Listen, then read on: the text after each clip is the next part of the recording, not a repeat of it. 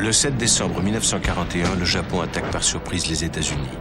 Ces avions détruisent une grande partie de la flotte américaine ancrée à Pearl Harbor. Les services secrets américains ont été incapables de prévoir ce désastre. Pire, le FBI n'a pas pris au sérieux les avertissements d'un agent double soviétique leur annonçant l'opération. Peu de temps après son entrée à la Maison-Blanche, le président Harry Truman tire les leçons de l'attaque japonaise contre Pearl Harbor et décide de créer la CIA. C'est un camouflet pour le FBI et son puissant directeur, J. Edgar Hoover, qui se voit interdire toute autorité en matière de renseignement stratégique. C'est une histoire terrible qui a commencé dans les années 40. Harry Truman a dit à Edgar Hoover qu'il lui retirait la responsabilité de l'espionnage à l'étranger. Harry Truman ne voulait pas faire de la CIA une annexe du FBI ou fondre les deux agences en une seule organisation. Ça lui rappelait la Gestapo ou le KGB. Et Truman, à contre-cœur, a créé la CIA, à notre plus grand désespoir.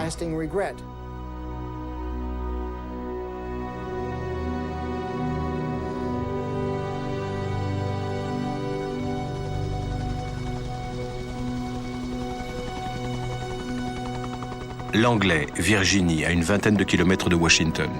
C'est ici que se trouve le quartier général de la CIA, une forteresse. 16 000 personnes y travaillent. Sur la CIA, qui est dispensée de révéler son budget, son organigramme, les noms, les personnalités, les fonctions, les salaires et le nombre de personnes employées, les chiffres les plus fantaisistes circulent. On sait que ses effectifs sont passés de 35 personnes à sa création à près de 100 000 aujourd'hui. Et son budget, de quelques centaines de milliers de dollars à 28 milliards. La CIA est chargée du contre-espionnage extérieur, mais il lui est interdit d'opérer sur le territoire des États-Unis, qui reste le domaine réservé du FBI. Truman avait placé la CIA sous l'autorité directe du président des États-Unis, mais l'agence allait très vite lui échapper et devenir le seul service chargé de mener des activités spéciales clandestines et des opérations subversives à l'étranger. Les statuts de la CIA à sa création étaient pourtant clairs. Juste recueillir, trier, coordonner, évaluer des informations, intervenir là où la diplomatie s'avère insuffisante et l'action militaire contre-indiquée. La CIA est née avec la guerre froide. Elle n'avait qu'une seule et unique fonction, prédire quand, comment et à quel endroit précis l'Union soviétique allait attaquer les États-Unis. Elle n'a été créée que pour cela, après l'attaque de Pearl Harbor et l'échec de nos services secrets. Et du début des années 50 jusqu'à la fin des années 80, notre mission consistait essentiellement à percer les plans et les intentions du Politburo à Moscou. Nous avons surtout commis une erreur fondamentale en choisissant dès le début de concentrer tous nos espions sur ce que l'on appelait la cible principale. Et donc tous nos services ont fait une fixation sur l'URSS. La CIA et les services de renseignement américains dans leur ensemble consacraient entre 55 et 60% de leur budget à l'Union soviétique. C'était notre travail, contrer les soviétiques dans le tiers-monde, n'importe où, en Angola, en Afrique, au Congo, en Afghanistan, en Iran. C'est une guerre sans fin, secrète, si l'on peut dire, qui a duré pendant des années. C'était la règle du jeu, et nous devions découvrir quelles étaient les intentions de l'adversaire. Et le meilleur moyen de le savoir était de s'infiltrer dans leur organisation, y placer un de nos agents ou retourner un des leurs. C'était la règle du jeu, et c'est ce qu'on a fait. Nous avons fait fausse route dès le début en faisant venir aux États-Unis le plus grand nombre possible d'anciens nazis. En 1943, Allen Dulles, futur directeur de la CIA, s'était rendu en Suisse pour entamer des négociations secrètes avec les dignitaires nazis. Des contacts avaient été pris avec le général Reinhard Gehlen, responsable des services secrets hitlériens, Otto von Bolschwing, le bras droit d'Eichmann, et Klaus Barbie. Tous criminels de guerre, ils seront employés par la CIA dès la capitulation. Avocat réputé de Wall Street, Allen Dulles avait pour principal client le groupe pétrolier Standard Oil, une des rares compagnies qui avait continué à faire des affaires avec les nazis pendant la guerre. Si bien que l'Amérique s'est littéralement infectée de nazis, juste après la Deuxième Guerre mondiale. C'était le prix à payer pour récupérer les cerveaux allemands. Ce fut la première erreur. La seconde a été de croire que nous pouvions intervenir dans les affaires des autres et carrément renverser des gouvernements. grâce à notre argent et en jouant de notre influence auprès de certains clans. En 1953, en pleine guerre froide, Allen Dulles est nommé directeur de la CIA. Dès son arrivée, les opérations spéciales et secrètes vont se multiplier sans discontinuer. Si l'on remonte à 1947 et qu'on reprend toutes les opérations menées au Guatemala, en Hongrie, à Berlin, au Vietnam, au Chili, on voit se répéter les mêmes méthodes, encore et encore. La CIA a organisé de nombreuses opérations clandestines. Une des raisons, c'est que personne d'autre ne pouvait le faire. Il n'y avait aucune concurrence avec les autres services pour ce genre d'opération. L'autre raison, c'est que les présidents américains ont très vite compris qu'ils pouvaient se servir de cette arme secrètement, sans avoir à s'en expliquer et sans devoir rendre de compte à la population. Ça a beaucoup changé au fil des années. Si on remonte à Eisenhower, ou même au début des années Kennedy, il y avait beaucoup plus de discipline et de discrétion. Bien sûr, c'était l'époque où la CIA agissait réellement, en Iran ou au Guatemala. Mais la population n'était pas au courant de ces opérations parce que personne parmi ceux qui savaient n'en parlait. Allen Dulles va organiser en mai 1953 l'opération Ajax, le premier d'une longue série de coups d'État entièrement gérés par la CIA. À Téhéran, le premier ministre iranien Mossadegh vient de décider la nationalisation de l'Anglo-Iran Oil Company. Les Britanniques organisent un embargo international à l'encontre de l'Iran, plongeant le pays dans le chaos. Mais les compagnies pétrolières anglo-saxonnes qui quittent le pays jugent cette mesure insuffisante et poussent le Premier ministre anglais à demander au président Eisenhower de les aider à se débarrasser de Mossadegh. C'est Allen Dulles qui mettra au point son renversement et le retour au pouvoir du jeune Shah Reza Pahlavi qui dirigera le pays jusqu'à sa chute 25 ans plus tard. Ça n'a pas été un coup d'État parfaitement organisé. C'était plutôt quelque chose d'assez fou. Et vous savez qui était derrière tout ça? British Petroleum, BP. Le Premier ministre anglais est venu voir Eisenhower et lui a dit « Nous risquons de perdre les puits de pétrole iraniens, et nous en avons besoin, comme vous avez besoin de ceux de l'Arabie Saoudite. » Et les Américains y sont allés. Macmillan était Premier ministre à l'époque. Il a pratiquement forcé Eisenhower et Allen Dulles à intervenir et prendre en main la situation sur place.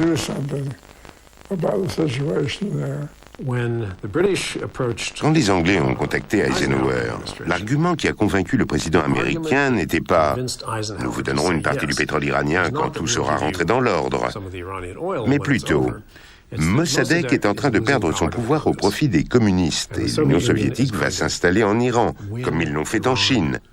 Et vous, président Eisenhower, n'avez aucun intérêt à être celui qui devra expliquer plus tard comment vous avez pu laisser perdre l'Iran. » Et il y eut une procédure très formelle pendant l'affaire Mossadegh. C'était un plan organisé. Ils se sont dit « Mossadegh est un très mauvais homme d'État, il est faible, irrationnel, et les communistes gagnent du terrain. Le Shah aussi est impuissant et il ne fera rien pour changer les choses. Nous devons donc intervenir pour sauver le pays de la menace soviétique. » Aussi direct que ça. Mossadegh était un communiste. Je n'avais aucun doute là-dessus. Et j'ai trouvé que l'idée était excellente. Si on ne s'était pas débarrassé de lui, il y aurait probablement eu un gouvernement socialiste, communiste ou Dieu sait quoi encore. On ne pouvait pas laisser tomber l'Iran, mais d'un autre côté, on n'allait pas refaire une deuxième guerre de Corée en Iran. L'opération clandestine était la solution la moins coûteuse. Et comme la CIA était inactive et qu'Allen Dulles venait de prendre ses fonctions avec pour mission d'agir, il l'a fait. Et d'après lui, le moyen le moins onéreux de montrer que nous étions une grande puissance, c'était de renverser des gouvernements, mais en confiant ce travail à la CIA. Ça a été un si grand succès qu'ils se sont dit « Pour le Guatemala et les autres pays, on n'a qu'à faire comme ça, c'est beaucoup plus simple. » Et la question de savoir si c'était moral ou immoral...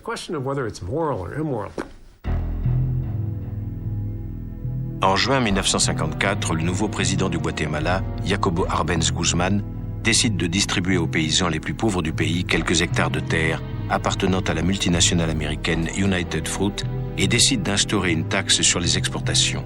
Le Guatemala est le premier producteur de bananes et de fruits tropicaux des Caraïbes, son unique ressource, Mais toutes ses terres, toute son économie sont aux mains de United Fruit.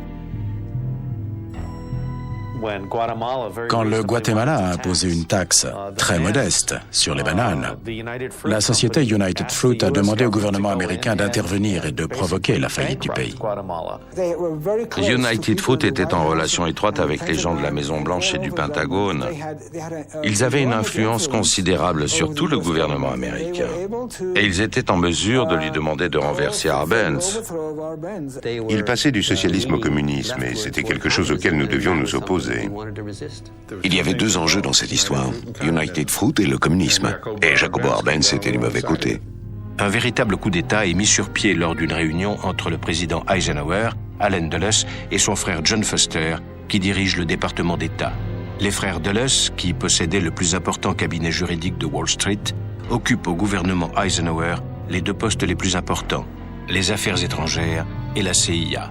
Par ailleurs, Allen Dulles, numéro 1 de la CIA, siégeait également au conseil d'administration de United Fruit. Deux frères, un à la tête de la CIA, l'autre numéro 1 du département d'État. Et leur entreprise familiale travaillait pour United Fruit en Amérique latine. Allen Dulles dirigeait sa propre CIA depuis son bureau du 44 Wall Street. Il faut que vous compreniez ça. C'était de l'espionnage, mais uniquement pour faire des affaires et soutenir les firmes américaines à l'étranger. Les présidents ont découvert qu'ils pouvaient gagner de l'argent en offrant les services de la CIA à des sociétés privées. La CIA renverse Arbenz Guzman, qui quitte le pouvoir et installe à sa place une junte militaire dirigée par le général Castillo Armas, dont la première mesure sera de mettre fin au projet de réforme agraire qui menaçait les intérêts financiers des États-Unis et de United Fruit. C'est sans doute une des pires choses que la CIA et le gouvernement américain aient jamais faites. Le gouvernement américain et la CIA sont responsables d'un génocide au Guatemala, commis par des gens qu'ils ont mis au pouvoir pour ne pas payer une petite taxe sur des bananes. Ils ont mis à la place une dictature militaire qui a tué des centaines de milliers de gens au Guatemala pendant 40 ans. Tout le monde croit que l'intervention de la CIA contre Arbenz était une opération parfaitement mise au point ou le renversement de Mossadegh, un plan judicieusement élaboré. Dans les deux cas, ce fut un coup de chance. Les États-Unis géraient le monde comme dans le film Le Parrain. Leur politique étrangère était d'une incroyable arrogance. En 1960, le Congo belge accède à l'indépendance. Le Premier ministre est le leader de gauche Patrice Lumumba. Or, les États-Unis convoitent les immenses ressources minières du pays. Lumumba ne restera au pouvoir que 2 mois. C'était un très mauvais exemple pour le reste de l'Afrique. C'était inacceptable. Son sort était joué dès cet instant. Il fallait le renverser. Il y a eu une réunion le 18 août 1960 et Eisenhower a laissé entendre qu'il aimerait bien qu'on le débarrasse de Lumumba. J'étais à l'ambassade et j'ai suggéré que l'on pouvait évincer Lumumba de son poste de Premier ministre. Mais Allen Dulles a cru comprendre, lors de cette réunion du Conseil de sécurité nationale, qu'on lui laissait carte blanche pour renverser Lumumba. Et c'est ce qu'il a fait. L'ordre avait été donné d'essayer d'éliminer Lumumba. Ils ont fait parvenir du dentifrice empoisonné au responsable de l'agence au Congo, mais il a refusé de s'en servir. Nos agents n'étaient pas prêts à s'impliquer dans un assassinat. J'ai donc proposé une solution politique, mais d'autres à Washington ont pensé qu'un autre type d'intervention serait plus approprié.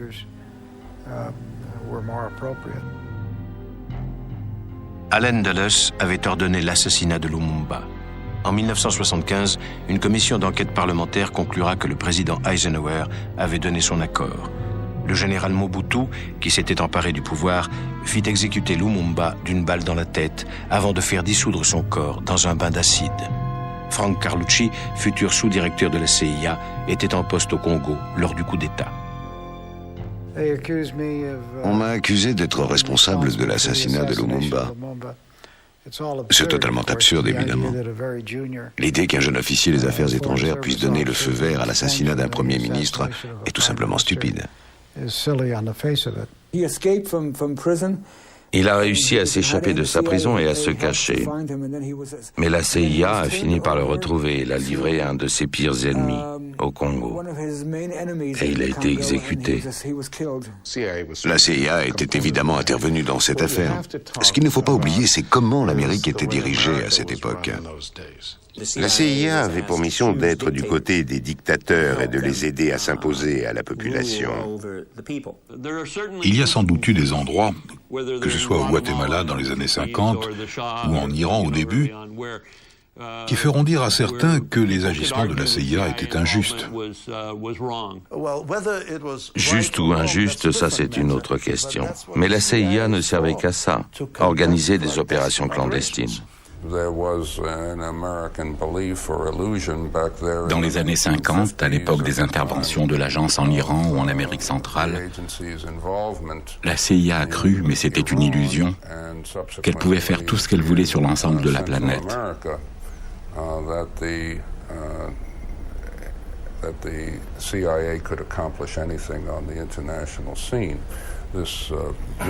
Et cette mythologie a été entretenue par les propres membres de l'agence. Et la CIA s'est sentie invincible.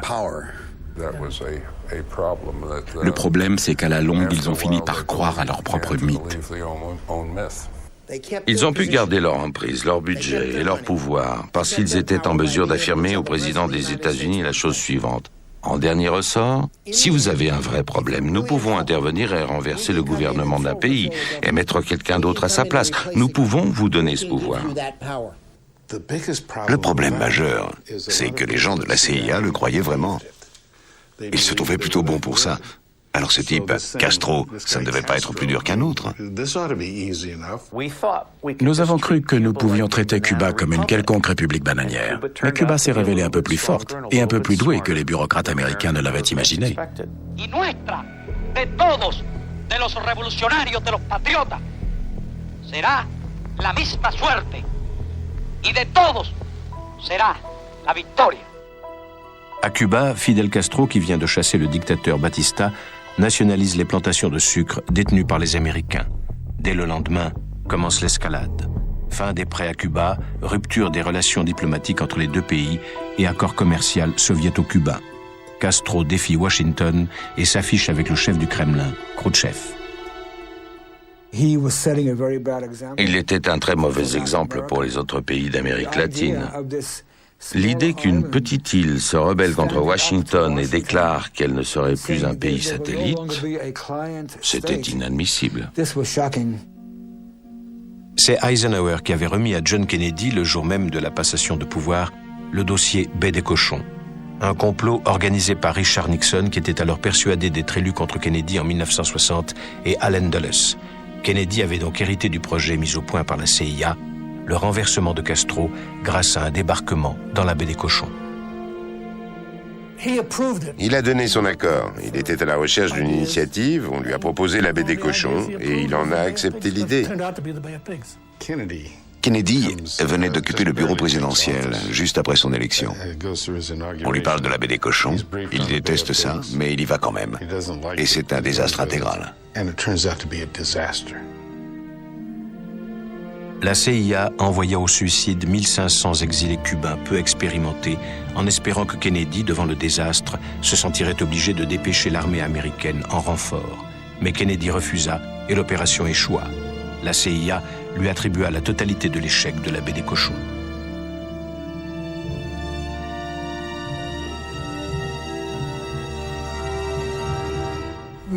L'opération a été un échec parce qu'elle a été mal dirigée.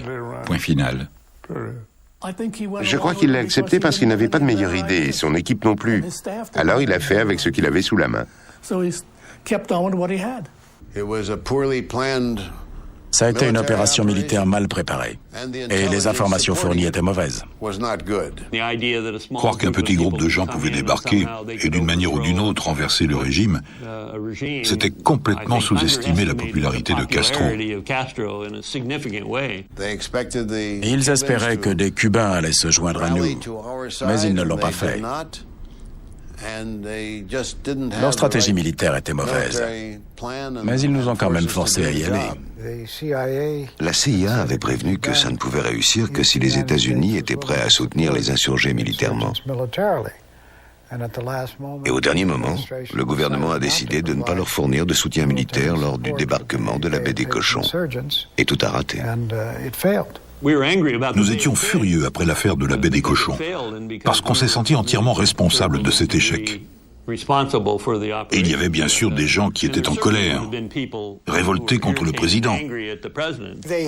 Ils détestaient Kennedy. Surtout parce que, selon eux, pendant la baie des Cochons, il avait refusé d'envoyer son aviation.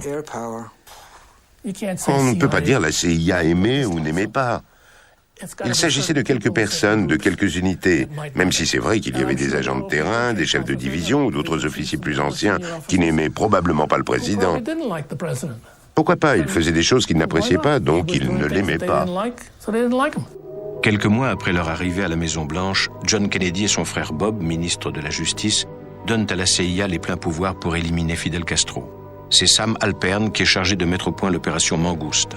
Entre le débarquement raté de la baie des Cochons en 61 et la mort de John Kennedy 2 ans plus tard, Castro échappera à 8 tentatives d'assassinat, toutes organisées par la CIA. Kennedy demandait qu'on lui fasse des suggestions sur Cuba. Le chef d'état-major a proposé de tuer les Américains lors d'une opération clandestine et de faire croire qu'il s'agissait d'une attaque des Cubains sur le territoire américain, ce qui aurait servi de prétexte pour déclarer la guerre à Cuba.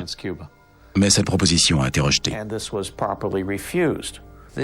À l'époque, la CIA cherchait toutes sortes de moyens pour en finir avec Castro. Et il y a eu 8 ou peut-être 18 tentatives d'assassinat contre Castro. Faire exploser son cigare ou l'équivalent.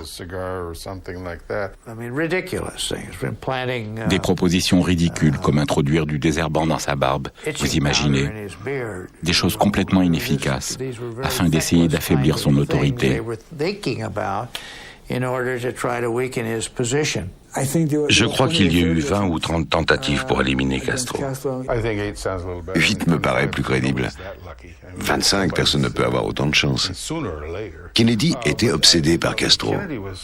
Robert Kennedy. Je ne sais plus lequel des deux nous poussait le plus. On avait surtout affaire à Bobby plutôt qu'à Jack. John Kennedy était au courant de tout. Robert Kennedy était au courant de tout. Je n'ai jamais pu comprendre pourquoi ils étaient à ce point contre Cuba. La seule explication, c'est leur propre sentiment, leur propre égocentrisme.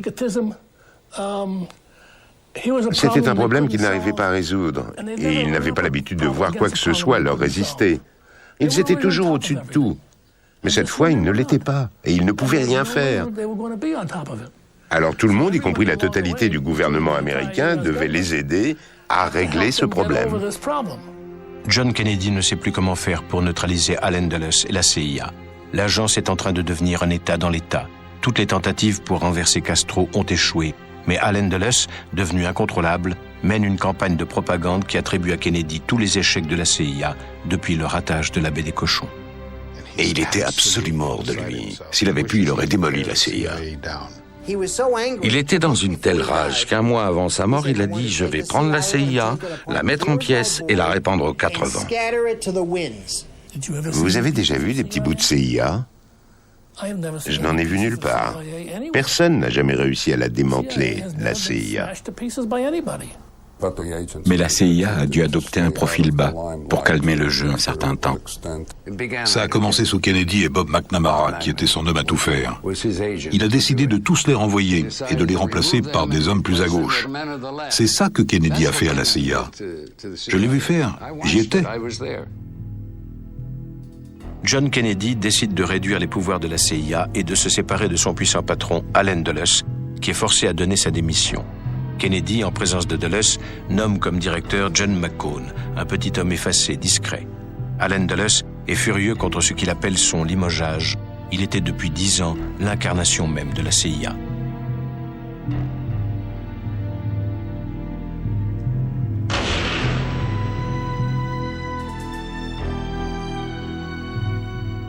Au lendemain de l'assassinat de John Kennedy, son frère Bob se précipite chez John McCone, le nouveau directeur de la CIA, et ne lui pose qu'une question. Est-ce que la CIA a assassiné mon frère? La question a été soulevée après l'assassinat du président en novembre 1963.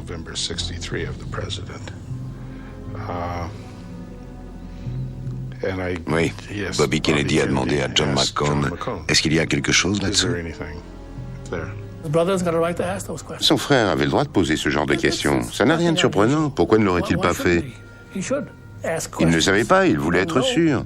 C'est quelque chose d'humain de demander « Avez-vous tué mon frère ?» Pourquoi pas? McCone ne pouvait pas l'admettre. Aucun directeur de la CIA n'allait reconnaître l'implication de l'agence dans l'assassinat d'un président. Pourquoi le directeur de la CIA aurait-il voulu tuer le président? Le président l'a renvoyé, il ne dispose plus des outils nécessaires pour le tuer. Et quel serait le but? Montrer qu'il n'aime pas le président. Le président le savait déjà.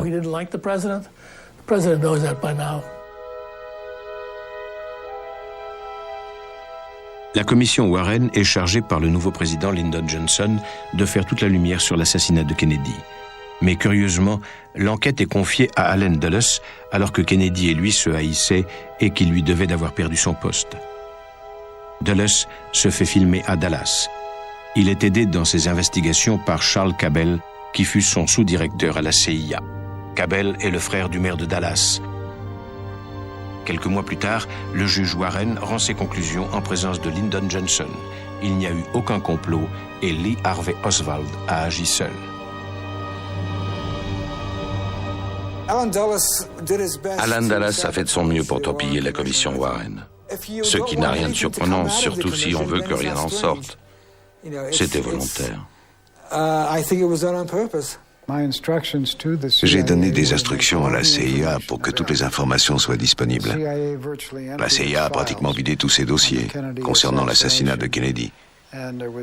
Il n'y avait absolument aucune preuve de la moindre conspiration, et certainement pas de preuve de l'implication de la CIA. Je ne peux pas imaginer la CIA impliquée dans l'assassinat d'un président américain. C'est au-delà des pires fantasmes. Les gens ont fait de cette histoire un objet de culte. Je n'ai rien découvert qui m'ait semblé convaincant ou prouvé le contraire.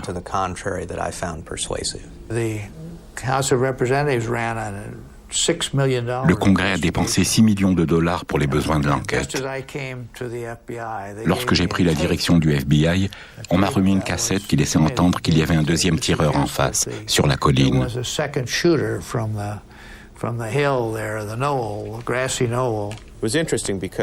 C'est intéressant parce que lorsque je suis entré à la CIA, j'ai découvert qu'un Français prétendait savoir beaucoup de choses sur l'assassinat de Kennedy. Je n'ai pas le droit de vous en dire plus, mais il avait donné pas mal de détails. J'avais très envie de lire son témoignage, par simple curiosité, à titre personnel. Et j'ai demandé le dossier. On m'a répondu que c'était un dossier top secret, très délicat, scellé avec de larges bandes noires, et que personne ne pouvait le consulter, en dehors du directeur de la CIA ou du responsable des opérations. J'ai attendu le samedi suivant, j'étais de permanence, et j'ai rédigé une lettre m'autorisant à consulter le dossier. Je l'ai glissé entre les formulaires à faire signer par le directeur des opérations, et j'ai déposé le tout sur son bureau. Il était débordé, et il a tout signé, sans les lire. J'avais enfin la permission de consulter le dossier. C'était un dossier énorme, 12 volumes, entièrement sur l'assassinat de Kennedy. Mais lorsque je me suis présenté, on m'a rendu ma lettre en me disant « Nous sommes désolés, nous avons perdu le dossier. » Il a disparu. Je ne sais plus à combien de théories du complot j'ai été confronté au cours des dernières années. Tout ce que je sais, c'est que ces théories ne tiennent pas debout. Parce qu'ici, à Washington, personne ne sait garder un secret. Surtout pendant aussi longtemps. Et surtout, s'il y a pas mal d'argent en jeu, quelqu'un l'aurait vendu à un journal ou à un journaliste. Personne ne peut garder un secret aussi bien. Il aurait fallu que des milliers de gens au FBI, à la CIA, dans l'armée, au Pentagone, gardent le secret sur l'assassinat de Kennedy. La vérité, c'est que l'assassinat de Kennedy reste le plus grand secret de l'Amérique. Nous ne savons vraiment pas ce qui s'est passé. Quelques mois après l'assassinat de Kennedy, Lyndon Johnson avait remis en question le plan de retrait des conseillers militaires américains du Vietnam envisagé par le président disparu. À un général impatient, il avait déclaré « Faites-moi élire et vous l'aurez, votre fichue guerre ». Nous étions plutôt sceptiques tout au long de la guerre du Vietnam sur la possibilité de gagner une guerre de guérilla contre le Nord, tant que ce dernier restait un sanctuaire. En août 64, la CIA monte une fausse attaque nord-vietnamienne contre un navire de guerre américain dans le golfe du Tonkin. Avec cette agression fabriquée de toutes pièces, Johnson a enfin un prétexte pour multiplier par 10 le nombre de soldats américains qui combattent en Asie du Sud-Est et commencer ses bombardements contre le Vietnam du Nord. The United States destroyer Maddox was attacked on the high seas in the Gulf of Tonkin. The attacks were deliberate. The attacks were unprovoked. Ce fut probablement une fausse attaque et sans doute n'a-t-elle jamais existé. Ceux qui se trouvaient à bord du bateau ont pu se tromper complètement et croire qu'ils étaient attaqués. Le capitaine du bateau a envoyé un message disant qu'il n'avait rien vu, qu'il avait maintenant de sérieux doutes sur ses messages précédents et qu'il croyait fermement qu'il y avait une possibilité pour qu'il se soit battu contre une hallucination. Le Pentagone et la présidence ont décidé de ne pas tenir compte de son dernier message et d'utiliser l'incident du golfe du Tonkin comme prétexte pour entrer en guerre. Ça a été à l'origine d'une décision qui a changé bien des choses, c'est certain. The determination of all Americans to carry out our full commitment to the people and to the government of South Vietnam will be redoubled by this outrage. Ça a été utilisé comme prétexte pour intensifier la guerre. Cet incident a servi de justification à d'autres actions. Nous savons maintenant que c'était un mensonge. À l'époque, les gens avaient des doutes, mais ce n'est que plus tard que les soupçons se sont confirmés et qu'on a découvert avec certitude que ce n'était qu'un prétexte, une histoire inventée.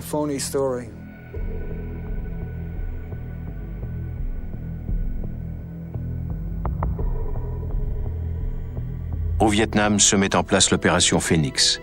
La CIA est chargée d'appliquer purement et simplement un programme d'assassinat ciblé de civils, enseignants, médecins, cadres, pour paralyser le pays. Des équipes spéciales sont formées par des instructeurs américains de la CIA.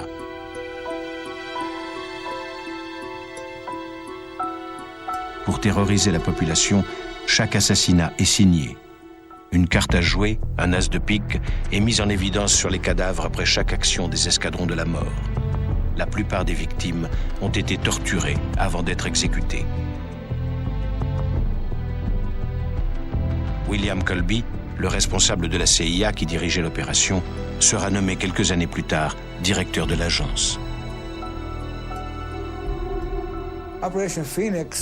Le but de l'opération Phoenix était de détruire l'infrastructure nord-vietnamienne.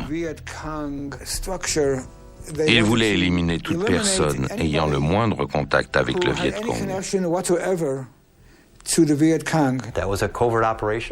une opération clandestine qu'on nous a demandé de mener pour entraver l'effort nord-vietnamien. Bill Colby était derrière Phoenix, une opération qui a tué beaucoup de Vietnamiens. Est-ce que j'ai envie de remuer tout ça à nouveau? Probablement pas.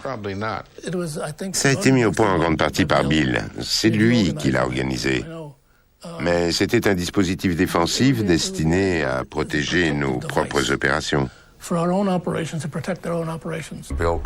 Bill Colby m'avait juré que l'opération avait été relativement propre et sans bavure. Ils ont simplement tué tous ceux qu'ils soupçonnaient d'avoir le moindre lien avec le Viet Cong.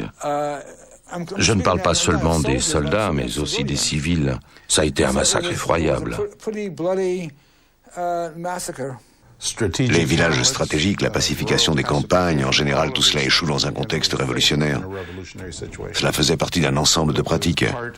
Et Lyndon Johnson s'est retrouvé totalement embourbé au Vietnam.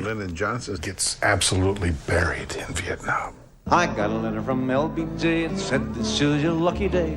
Time to put your khaki trousers on. We've got a job for you to do. Dean Rusk has caught the Asian flu and we are sending you to Vietnam. En 4 ans, le corps expéditionnaire américain passera de 20 000 hommes à 540 000. Un ancien employé du Pentagone fournit au New York Times un dossier confidentiel sur les origines de l'engagement américain au Vietnam et les mensonges de l'administration Johnson. Nous avons envahi le Cambodge, nous avons bombardé le Cambodge, et le Pentagone falsifiait les documents pour démontrer que nous bombardions uniquement le Vietnam. Ils ont confondu une guerre civile avec une guerre contre le communisme. 55 000 Américains ont laissé leur vie dans cette aventure, et 1 million de Vietnamiens. Les États-Unis violaient la Convention de Genève. Les États-Unis commettaient des crimes de guerre. Et le peuple américain n'était pas conscient que ces crimes de guerre étaient en train d'être perpétrés en son nom. Très peu de gens savaient toutes ces choses horribles que la CIA a pu faire.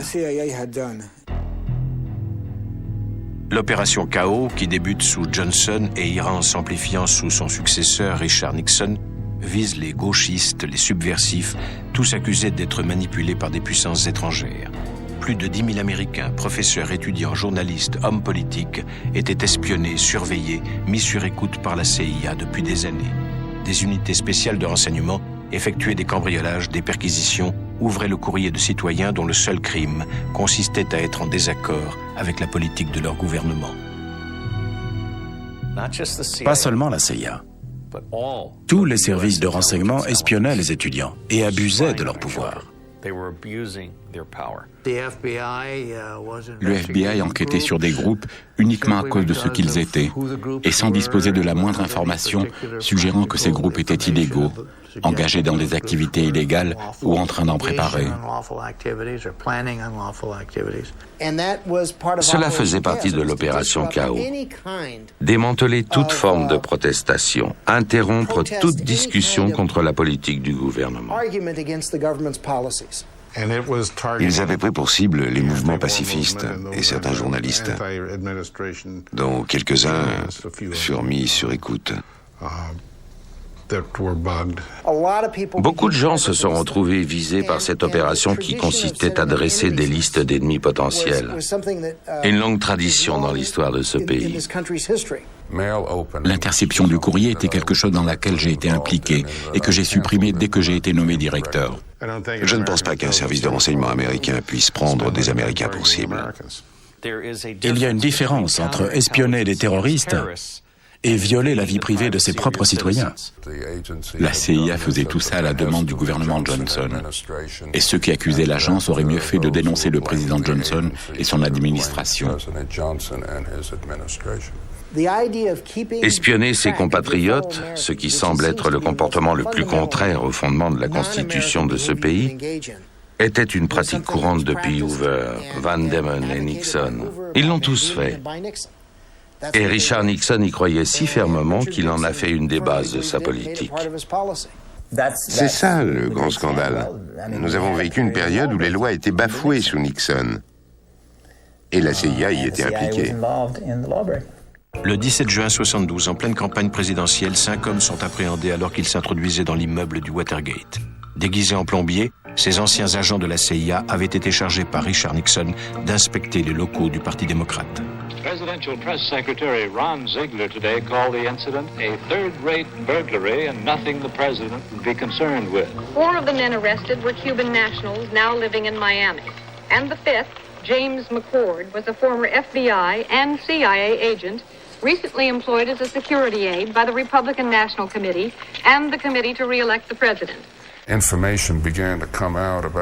Des informations ont commencé à filtrer sur les liens entre la CIA et le cambriolage du Watergate. Quelques agents à la retraite qui avaient travaillé auparavant pour la CIA étaient impliqués. I was appalled at this senseless, illegal action. And I was shocked to learn that employees of the re-election committee were apparently among those guilty. Quand il a été mis en cause personnellement, on a découvert ses limites, parce qu'il a fait des erreurs terribles en essayant de se défendre. Nixon, qui entame sa campagne pour sa réélection, est persuadé d'avoir étouffé le scandale du Watergate. Tous les sondages le donnent gagnant avec une confortable avance. Mais pris à la gorge par 2 journalistes du Washington Post, Nixon demande à Richard Helms, directeur de la CIA, de faire pression sur le FBI pour qu'il abandonne l'enquête. et de le couvrir en disant que les dossiers ont été saisis à la demande de la CIA, ce que Helms refuse. C'était Nixon le criminel, pas la CIA. Et la CIA a refusé de couvrir Nixon comme il le lui ordonnait. Le président Nixon utilisait la CIA pour bloquer l'enquête du FBI. Il a voulu que la CIA signe un document. Et j'ai refusé. Nixon a demandé à Helms de le faire, et Helms a dit non. Nous ne dirons jamais qu'il s'agit de sécurité intérieure, et la CIA ne sera pas impliquée dans cette histoire. Et Helms a perdu son poste. Le directeur le plus populaire de la CIA était en réalité le pire, Richard Helms. Il l'adorait, Helms. On l'appelait le directeur Tefal, parce que tout ce qui était gênant glissait sur lui, sans s'attacher, sauf le Chili.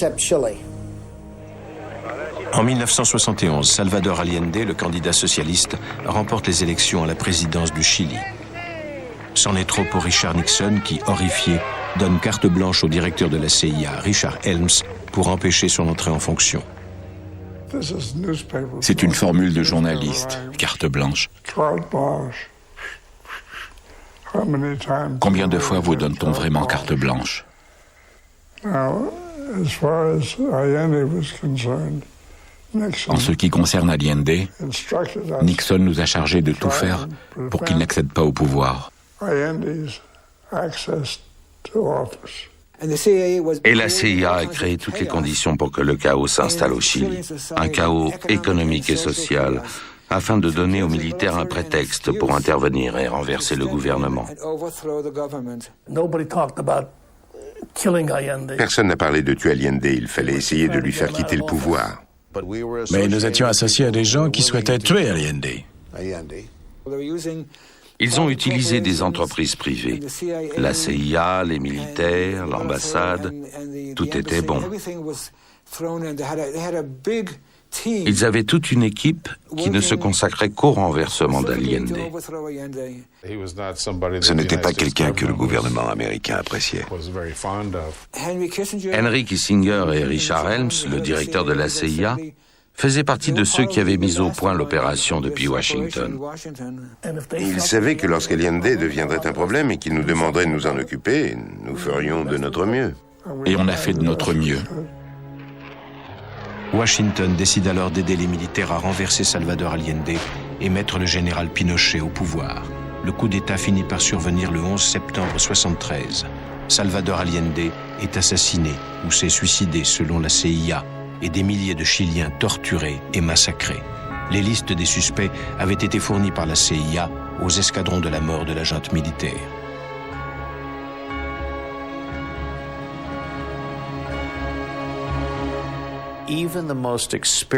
Même les agents de la CIA les plus expérimentés, des gens qui ont 20 ou 30 ans de maison, ne réalisent pas encore combien la CIA a pu commettre d'assassinats ou d'opérations clandestines.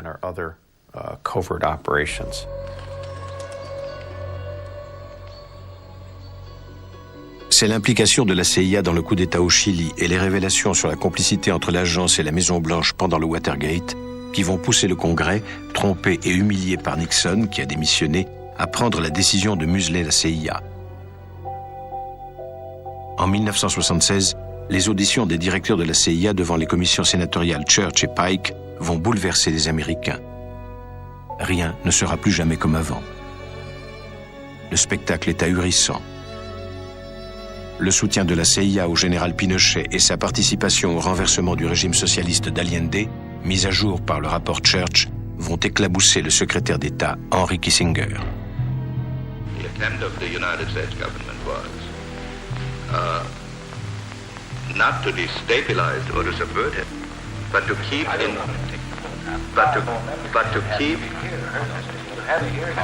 but to keep in being those political parties that had traditionally contested the elections. And our concern was with the election in 1976, and not at all with a coup in 1973 about which we knew nothing. Henry Kissinger n'était pas très heureux des révélations à venir des commissions Church et Pike, parce qu'il était très vivement critiqué à propos de ce qu'il avait dit ou fait. Le Chili est l'exemple même d'un abus de pouvoir des Américains, un abus de pouvoir de Kissinger et des entreprises qui le poussaient à agir. C'est au tour de Richard Helms d'être appelé à la barre. Il n'avait jamais dit un mot en public, jamais accordé le moindre entretien. Le Washington Post écrit « Helms, déposant sous serment, a souvent été proche du parjure. Responsable des écoutes téléphoniques, il a eu le temps de détruire tous les dossiers avant son départ de la CIA en 1973. Now, Mr. Helms, in that answer, you used a vague term. Let's try and clarify it. You say you told him about this operation. Well, I thought so, but maybe I wasn't specific enough about it. I don't know. I thought that this was the general purport of it, and that to get information out of the letters, you would have to open them. This is an agency that need not obey the law. The way we were trying to get on with our job, we were trying to protect our form of government and our way of life. Now, I'm trying to find out why a program like this went on for 20 years. It was against the law of the country by every indication we have, statutes, the Constitution, the decisions of the Supreme Court. Had been producing some information on foreign connections with dissidents and terrorists. And all I'm trying to find out from you is whether you believe that the CIA doesn't have to abide by these laws because of the problems that the CIA faces. Well, I think my position, I don't think things are black and white in this life. You were conscious of the serious question of its legality. I was, sir. And nevertheless, you continued to pursue the program. That statement, covert coverage has been discontinued, was a lie. The mail continued to be open. How does a president exercise any control over the CIA or any of these agencies? I just want to ask one question. Do you know that Mr. Nixon didn't know about that CIA mail intercept operation? And if he did, there's no one, including you, that have been able to tell us that he did. The president was given a document that did not tell him the truth. Can't you ask President Nixon whether he knew or not? And I will be guilty as charged. If you had been the President of the United States and had asked for recommendations coming from a report that was signed by you, the Director of the CIA, what would you believe? Well, Mr. Chairman, I have to concede that on the record here and without the discussion that went on at the time, it certainly looks that way, and I'm sorry if I made a mistake at that time. Il avait l'habitude de mentir au président, de mentir au Congrès, de faire comme si rien ne pouvait l'atteindre. C'est un héros à la CIA. Richard Helms restera dans l'histoire de la CIA, l'homme qui savait garder les secrets. Et il est mort en emportant ses secrets que personne ne connaîtra jamais. C'est très bien comme ça. C'est pour ça qu'on les appelle services secrets. Certaines choses ne sont pas censées être révélées.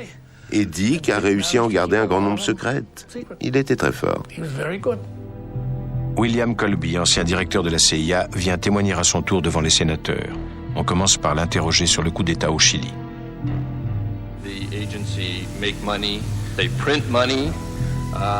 For example, ITT offered the CIA money to destabilize in Chile. We must rest only on appropriated funds. However, in the process of our operations, we do develop proprietary organizations. Mr. McCone was involved, and he was involved with the CIA. It kind of indicates that maybe that's not an outrageous request. Some of our activity along these lines have been generally known for years, and no objection made against it. Have you ever been briefed on the full extent of CIA's relationships with the mafia? If so, when and with whom? Colby a fini par comprendre que Frank Church ne le lâcherait pas. Et il a préféré parler et s'expliquer. Et ça a changé à jamais toutes les règles de la CIA. Colby doit répondre aux questions concernant les méthodes expéditives de la CIA et ses tentatives, réussies ou pas, d'assassinat, notamment à propos de Castro. Does this pistol fire the dart? Yes, it does. What range does it have? 100 meters, I believe, about 100 yards, 100 meters. Colby, acculé par le Sénat, accepte de parler du Vietnam et de l'opération Phoenix. In effect, this Phoenix program was an assassination program. Was the objective of eliminating the infrastructure of the VC fully discussed at each briefing? How many roughly would you estimate were eliminated? Some 20,000 had been killed by that time. Comme la plupart des résolutions du Congrès ou de la présidence, leur effet au fil des années a été dérisoire. Nul. Aucune de ces commissions n'a eu un réel impact, parce qu'elles n'ont jamais pris en compte la mentalité, le caractère, la particularité des gens qui mènent ces opérations. On ne peut pas naïvement croire que le Congrès, dans sa profonde sagesse, va s'asseoir sous la coupole du Capitole, siéger et créer des lois qui vont changer les services de renseignement. Si vous relisez les auditions des commissions de Church et Pike, vous verrez que tout ce qu'a fait la CIA a été décidé par les présidents, y compris les tentatives pour éliminer Lumumba, la baie des cochons et les autres. Tout ce dont on a été accusé a été décidé et approuvé au plus haut niveau. À chaque fois que la CIA a fait quelque chose d'horrible, ça a toujours été sur ordre du président. Mais c'est le président Gerald Ford qui va porter le coup de grâce à la CIA. En 1976, il signe une ordonnance présidentielle qui se termine par ces mots. Plus aucun fonctionnaire des États-Unis ne doit entreprendre ou concourir à entreprendre un assassinat politique. Et donc, nous ne pouvions plus commettre d'assassinat ou tuer quelqu'un. Il y a une série de textes qu'on nous a forcés à signer. Pas forcés, mais qu'on nous a demandé de lire et de signer. L'unique raison qui a poussé Gerald Ford à signer cette interdiction, c'est qu'on sortait des commissions de Church et des enquêtes et que les pressions étaient si fortes qu'il s'est senti obligé de faire quelque chose. Nos politiciens et l'ensemble des Américains ont commencé à croire que l'on pouvait légiférer sur la moralité. C'était juste après Allende et tout le reste. Gerald Ford a découvert ça. Il était président et il a signé l'ordre 12033, qui stipule qu'il n'y aura plus d'assassinat. Point final. Des foutaises. Ils l'ont toujours fait. Si c'est dans l'intérêt des États-Unis d'assassiner quelqu'un, ils le feront. Tous les gouvernements l'ont pratiqué quand c'était nécessaire, ça n'a rien d'extraordinaire. L'assassinat est un des outils des gouvernements, c'est tout.